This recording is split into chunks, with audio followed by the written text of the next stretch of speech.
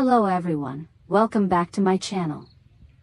In the next episode of Hoài and Hung's story, events gradually come to light through quiet, ordinary moments, yet ones that carry emotions too heavy to put into words. Hoài had come to know a young woman younger than herself, living in poverty, her body weakened by a long-term illness. There was no blood relation between them, nor any family tie, but a shared sense of empathy silently bound two once strangers together. In the young woman's eyes, Hoài saw not only the exhaustion of sickness, but also the helplessness of someone who had not yet had the chance to live fully, already forced to face pain and deprivation. That quiet compassion made Hoài unable to turn away. She helped in silence, sometimes bringing a little rice, sometimes a warm bowl of porridge, and at other times bundles of herbal medicine she gathered with her own hands, holding on to the fragile hope that nature might ease a pain beyond the reach of costly medicine. Hoài had gone into the forest many times in search of herbs, growing familiar with the winding paths, the damp scent of earth, and the sound of wind moving through the trees. For her, each journey into the forest was not just a search for medicinal plants, but a silent promise to the person waiting at home, that she would do everything she could. And then, on one such trip, too focused on finding herbs deep within the forest, Hoài went farther than usual. The rugged mountain terrain, slick with wet soil and stone after days of moisture, meant that even a brief moment of carelessness could lead to an accident. Her foot slipped from a rock, her body lost balance, and Hoài fell in panic. The impact sent her tumbling, striking sharp rocks again and again before plunging straight down into a hidden cave beneath the forest canopy. Pain surged violently, especially in her leg where it had slammed directly against the stone. The throbbing spread through her body, wave after wave, leaving her almost unable to move. In that moment, in the cold, dark stillness of the cave, she felt fear and worry, not for herself, but for the young woman waiting for medicine at home, and for those who might panic if she did not return. When Hoài was finally found and brought home, things slowly began to settle. She was still in pain, the ache in her leg showing no sign of easing, dark bruises clearly visible beneath her skin, and even the slightest movement made her wince. But at least her mind was calmer.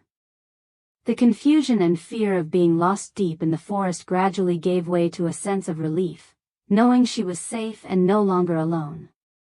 Hung was there, not leaving her side for a moment. He cared for Hoài with utmost caution and patience, as if even the smallest misstep might cause her more pain. From gently removing old bandages and checking each bruise, to carefully boiling herbal medicine, waiting for it to cool before helping her drink, everything he did was slow and meticulous. In Hung's eyes there was not only concern, but also a quiet self-reproach, as though he wished he had been there sooner, to spare her from what had happened. Hung reassured Hoài in a steady, calm voice. He told her that although the injury looked severe, fortunately it had not affected her bones or joints. It was the result of heavy impacts against stone, causing deep bruising that would need time and continued herbal treatment to heal. His words were not only an explanation of her condition, but also a way to soothe the worry in Hoài heart, helping her believe that this accident, painful as it was still something she could overcome. In the quiet of the house, the faint scent of herbal medicine lingered as each breath slowly steadied. Lying there, Hoài could clearly feel Hung's presence beside her, and she understood that after everything that had happened, the story was far from over. The accident was only the beginning of the trials ahead, and the things left unsaid, left unspoken, were still silently waiting to be faced. During the days when she was forced to rest so her leg could slowly recover, Hoài sat leaning against the porch, her hands moving deftly as she wove small flowers out of thread, both as a way to pass the time and to keep her mind from drifting back to the recent accident. Each loop of thread came together slowly and steadily, much like the breathing rhythm she was trying to maintain to stay calm. The gentle morning sunlight fell across the yard, reflecting off the unfinished petals and creating a rare sense of peace after days filled with turmoil. Though her legs still ached and she had to wince slightly whenever she shifted position, Hoài did not complain. She simply sat there in silence, focusing on her hands and letting time pass as slowly as it wished. Outside, Hùng took it upon himself to handle all the tasks they used to share. He went out to the garden early, tended to the chickens, cleaned the coop, scattered feed, then stood watching for a while to make sure everything was in order. After that, he carried buckets of water to tend the vegetables, carefully watering each lush green bed without rushing or cutting corners. These familiar chores, now done by him alone, made Hùng more keenly aware of Hoài absence from their daily routines. Because of that, he did everything more slowly and more carefully, as a quiet way of making up for it. From time to time, while working, Hùng would turn to chat with Hoài. She sat within his line of sight, weaving flowers and responding to what seemed like casual remarks.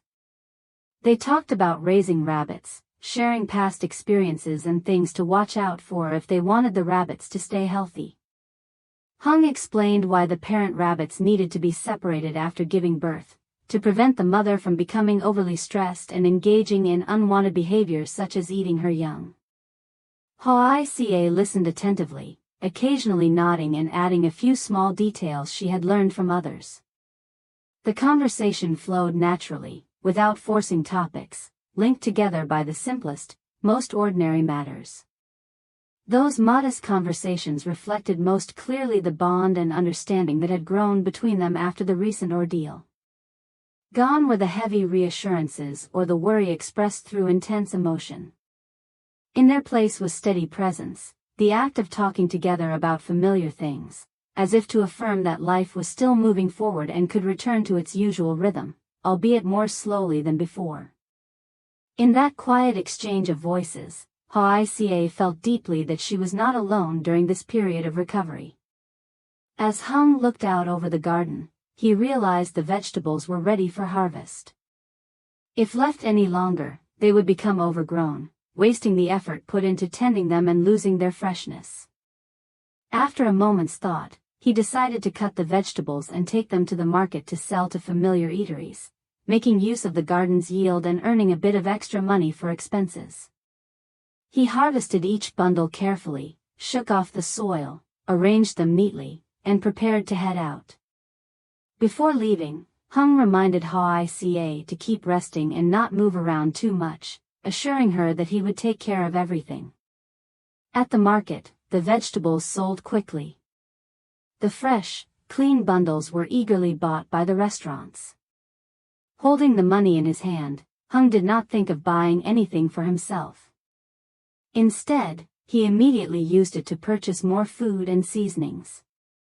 He chose simple but nourishing items, hoping the upcoming meals would help Hoài regain her strength and recover faster. Each item placed into the basket was tied to a specific, practical thought, unshowy, yet full of care. When he returned home, Hùng set about preparing the meal with Hoài. She sat near the stove, helping to pick vegetables and doing whatever light tasks she could manage. The small kitchen gradually warmed with the aroma of food, the soft clink of dishes, and the seamless coordination that had long existed between them. The meal laid out was not elaborate, just familiar dishes, yet it carried a sense of fullness and warmth.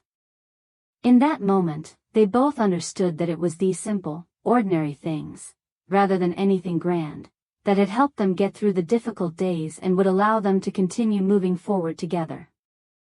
Although her leg was still painful and every step required slowness and caution, Hoài could not bring herself to rest completely. In her heart lingered a constant worry about the young woman suffering from a serious illness, the one she had come to know and quietly helped for so long. Thinking about how, the last time, she had only been able to send medicine through someone else and had not yet visited in person to see how things were, Hoài felt a heavy weight in her chest. She understood that for someone who was ill, medicine was only part of the healing. Genuine care and careful guidance were what gave them the faith to keep living. Because of that, despite the swelling and dull ache in her leg, Hoài sat down and patiently chopped more herbs. Each movement of the knife was steady and slower than usual, yet careful, so as not to bruise the medicinal plants. The familiar scent of herbal medicine gently filled the air, evoking a feeling that was both rustic and reassuring. She worked and rested in turns, not pushing herself too hard, but also not allowing herself to stop halfway. For Hoài, preparing medicine for the young woman was not just a responsibility, but a silent promise that she would not abandon someone who needed her. Hùng stood nearby, watching every movement Hoài made, unable to hide his concern. He knew well that her leg had not fully recovered, and that even a small misstep could worsen the injury. At first, Hùng advised her to rest a few more days and wait until her leg felt better before going. But when he saw the determination mixed with worry in her eyes, he understood that if she did not go, Hoài would never be at ease. After a moment of thought, he said nothing more to stop her, quietly preparing the vehicle and arranging everything to take her there, on the condition that he would stay by her side and make sure she did not have to move much. The road to the young woman's house was not far, but for Hoài in her current condition, every stretch of the journey felt longer. Hùng drove slowly, avoiding bumpy paths, occasionally asking if she felt more tired or if the pain had worsened. Hoài only shook her head gently, her gaze fixed out the window, her thoughts filled with the image of the frail young woman curled up on her sickbed. That image made her forget the pain in her leg, leaving her with only one wish: to arrive soon and see for herself how the person she worried about was doing. When they arrived, Hoài stepped down from the vehicle with Hùng support. The small, simple house bore clear signs of a life filled with hardship. The young woman lay on the bed, her complexion pale, but when she saw Hoài appear, her eyes lit up unmistakably. Some of her weariness seemed to fade, replaced by joy and surprise. Hoài came closer, gently asking after her, her voice slow and warm, making the other woman feel more at ease and reassured. After a few words of greeting, Hoài began to check her pulse. She focused intently on each beat, sensing the lingering weakness within the young woman's body. Though she did not say it outright, Hoài had already formed a general understanding of how the illness was progressing. She explained carefully, giving advice on what to eat to suit her current condition, emphasizing that no matter how difficult things were, she must try to eat regular meals and choose foods that were easy to digest so she would have the strength to take her medicine. She also gave detailed instructions on how to prepare the herbs, when to take them, and how to maintain the dosage consistently without stopping halfway. Not stopping there, Hoài also showed her how to dry the herbs properly to keep them free from moisture and mold, and how to store them so they would retain their medicinal properties longer. Each instruction was delivered slowly and clearly, as if she feared the listener might forget due to exhaustion. The young woman nodded repeatedly, her eyes never leaving Hoài, shining with deep trust and gratitude. To her, these instructions were just as valuable as the medicine itself, because they came from genuine dedication rather than careless words. Before leaving, Hoài gently encouraged the young woman to keep her spirits up, reminding her that illness required time and patience. She said that as long as she tried to eat well and take her medicine regularly, her body would gradually improve. Hoài did not hesitate to speak frankly, adding that if there were difficulties with money or daily living, she should speak up, and Hoài would find ways to help within her means. These words were not distant promises, but practical and sincere, allowing the listener to feel true concern rather than empty consolation. Hearing this, the young woman's eyes reddened. In her darkest and most desperate moments, Hoài had been the one who endured hardship, going alone into the forest to gather medicine to save her, the one who always appeared just when she was on the verge of giving up. That gratitude could not be put into words, revealed only through her tearful eyes and trembling voice as she expressed her thanks. To the young woman, Hoài was not merely someone who brought medicine, but a rare source of emotional support in days filled with helplessness and pain. Hung stood quietly to the side, witnessing everything. He did not interrupt, only observed silently, and in his heart rose a deep sense of respect for Hoài. He understood that it was precisely this kindness, this perseverance and compassion, that led Hoài to endure pain and exhaustion, even to face danger, just to help someone with no blood relation to her. And it was also this very quality that, after all the recent upheavals, made the bond between him and Hoài grow even stronger, in a way that was quiet, yet nearly impossible to shake. When they returned home, it was already late afternoon. The familiar surroundings gradually enveloped them, bringing a sense of reassurance after a short yet emotionally heavy journey. Hung set the things down in the kitchen, while Hoài slowly sat to rest for a while so her leg could ease its soreness. Though tired, her heart felt lighter, knowing she had seen the young woman's condition with her own eyes, given careful instructions, and made sure nothing important was overlooked. Just thinking that the girl now had more motivation to keep going made the trip feel worthwhile, even though her body had not fully recovered. They resumed their familiar routine of preparing a meal together. The small kitchen warmed again with the sounds of chopping and the soft crackle of fire beneath the pot. Hoài helped with light tasks within her reach, while Hung took on the heavier work. As they waited for the food to cook, the quiet was so deep that even a gentle question was enough to draw hidden thoughts into the open. Hoài looked at Hung and slowly asked about his mother, her tone neither probing nor hurried, simply a reflection of genuine concern born from what she knew and what still remained unresolved.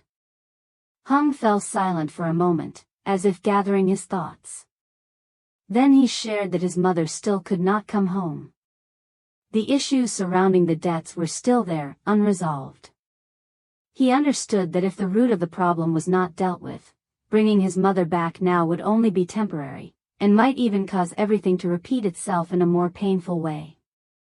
His voice grew heavier as he spoke of his plan. This time, he would not avoid it, nor let things drift as before.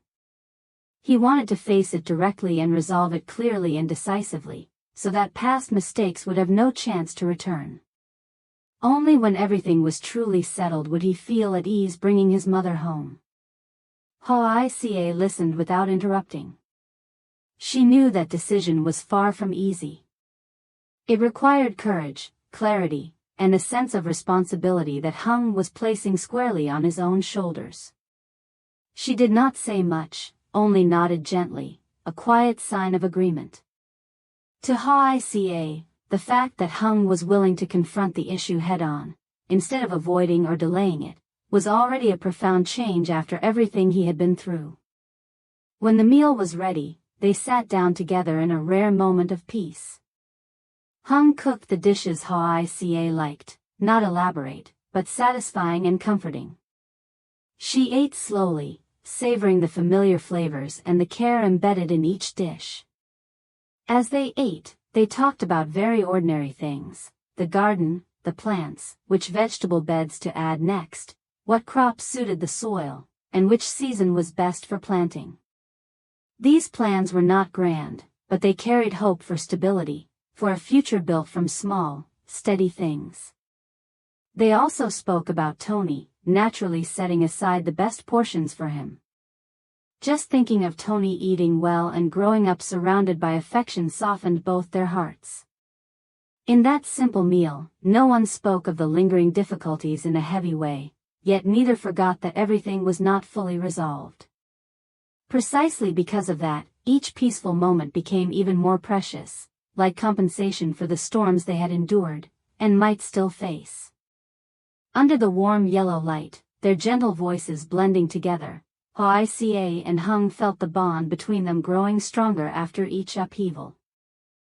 Without grand promises, simply by cooking together, sharing worries, and looking toward modest plans, they quietly reinforced their determination to keep moving forward side by side. Even though unseen challenges still lay ahead, that moment of togetherness showed that they were ready to face them, ready to support one another, and determined not to let any hardship separate them again. What remained unfinished was still waiting to be resolved, and the road ahead would certainly not be smooth right away. But from these quiet meals and unpretentious conversations, a silent preparation was taking shape. And it was also from here that the next developments of the story began to unfold, promising new changes and challenges waiting just ahead. Chào tất cả mọi người đã quay trở lại với kênh của mình. Vừa xong mình xem cái video kia, nó hài quá mà mình buồn cười, mà đến bây giờ mà mình quay video nó mà mình vẫn chưa hết buồn cười luôn đó mọi người. Đặt tên video cái gì? Mình làm nội dung xong rồi, bây giờ mình đặt tên video nữa thôi. Cảm ơn mọi người rất nhiều vì đã xem video nhé.